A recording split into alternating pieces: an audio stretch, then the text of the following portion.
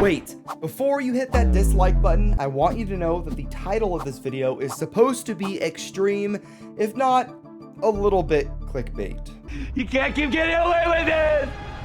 You can't keep getting away with it! I wanted to talk about some of the things that I don't like about Beyblade X and that you guys don't like about Beyblade X, and you may be asking why. For the most part, the conversation on Beyblade X has been really positive, which is a good thing.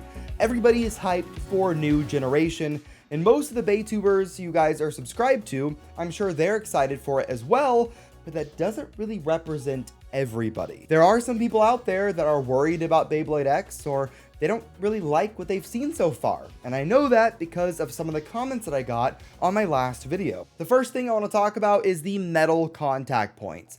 I'm really excited for it. My favorite generation of Beyblade was Metal Fight, but there are some people out there that didn't like Metal Fight as much, and they think that because it's metal, it's going to make the Bay designs more bland and it's kind of more generic. And I can definitely see that, because if you look at Metal Fight and you compare that to the other generations of Beyblade, the designs there were definitely a little bit more tame, a little bit more bland, at least until like the third gen. I definitely think that this criticism is valid, at least for right now, because you can't really have super crazy designs and have it be metal as well, or else the bays would just be flying everywhere, hitting everything. And if the bays are going to burst as well, that just kind of adds on to it. This is also a criticism that I can't really disprove right now. We're just gonna kind of have to wait and see what happens. The first lineup of Beyblades in a generation is always kind of bland, and then they kind of evolve over time, and that's what I'm excited for.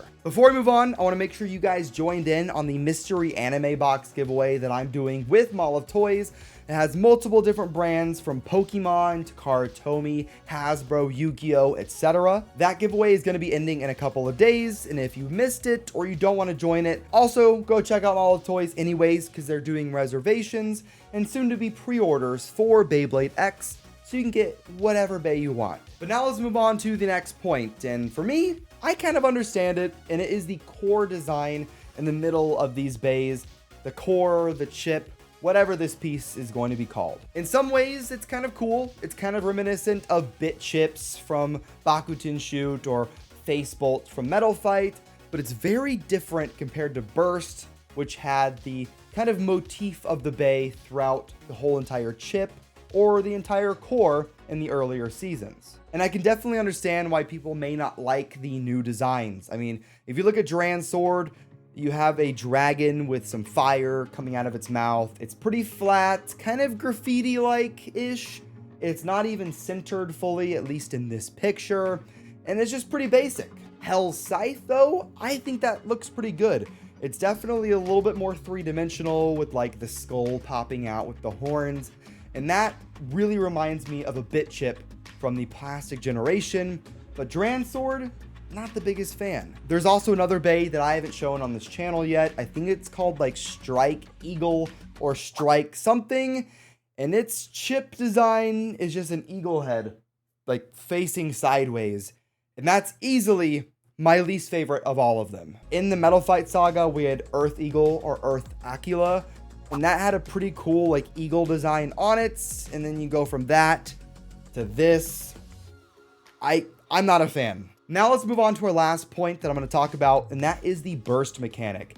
This whole point may age really poorly if it turns out these bays don't burst at all, but due to leaked information, they are apparently going to burst. And pretty obviously, you could tell that there are some people that are burnt out of this burst gimmick, this burst idea. It's been the longest running gimmick we've ever had in Beyblade, like ever. So I could see how some people just want something fresh. And I can definitely see that. I'm also tired of the way that burst bays work.